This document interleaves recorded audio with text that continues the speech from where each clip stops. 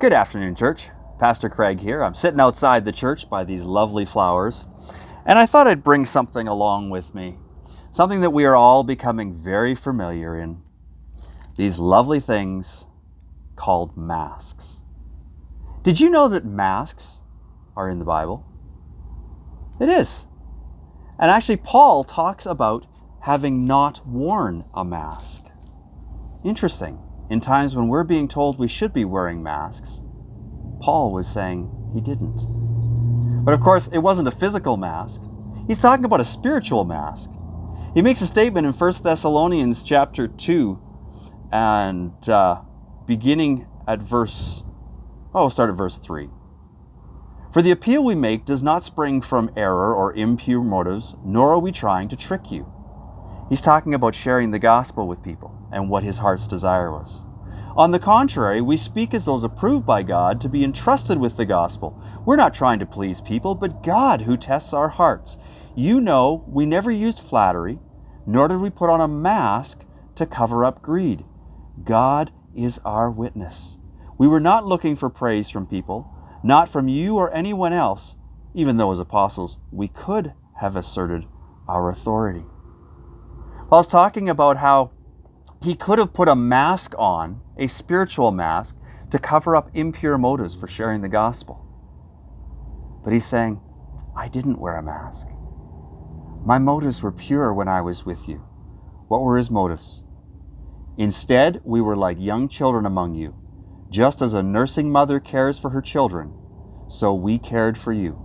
Because we loved you so much, we were delighted to share with you not only the gospel of God, but our lives as well.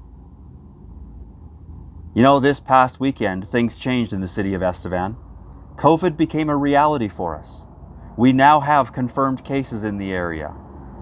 And it's interesting how people's attitudes and actions changed very quickly. But you know, the gospel hasn't changed. Jesus Christ hasn't changed. Though our community environment may have changed and the way in which we respond to things may have changed, Jesus Christ has not changed. I don't know if the news that COVID is in Estevan makes you anxious, fearful, uncomfortable, but I want to assure you that the work of Jesus Christ remains the same. He is the same yesterday and today, forever.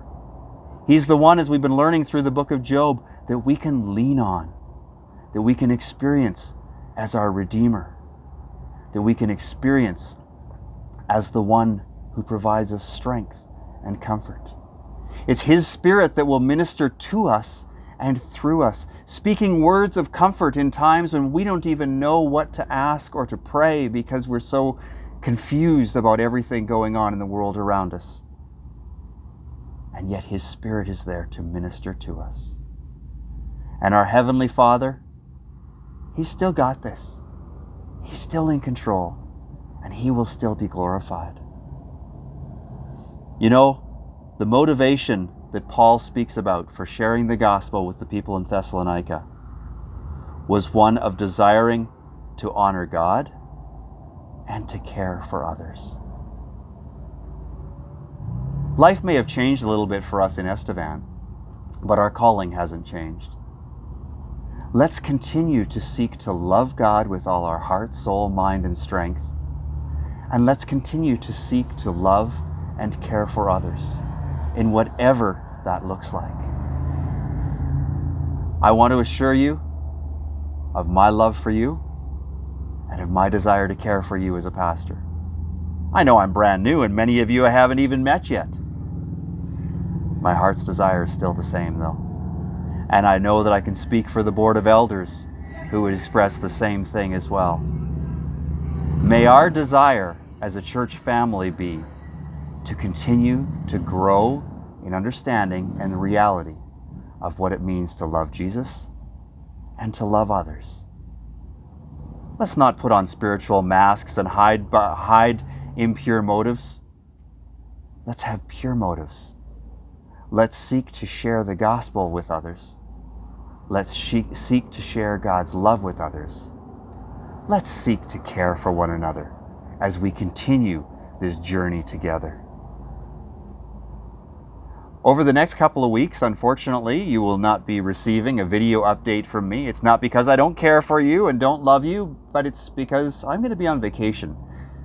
And much as I love and care for you, I'm not going to be shooting video greetings while I'm on vacation.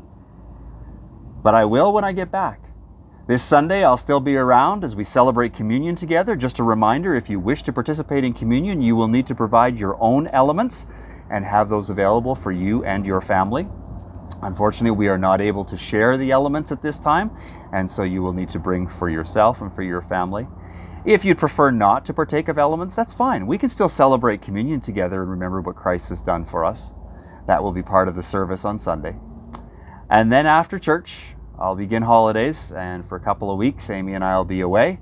But then I look forward to gathering together again when I get back, and to hearing some of the cool stories of what God's been doing in your life and through your life, and in this church and through this church in the community. So I want to wish you God's richest blessing. Have a great couple of weeks. Let's continue to be the church God has called us to be. And let's continue to do as Paul talked about, that just as nursing mothers care for her children, that we care for one another because you are loved so much. We were delighted to share with you not only the gospel of God, but our lives as well. Know that you are loved by God, by others in this church, by your pastor. Have a great week. Let's be the church God has called us to be. And I look forward to recording another video greeting in a couple of weeks. We'll talk to you later.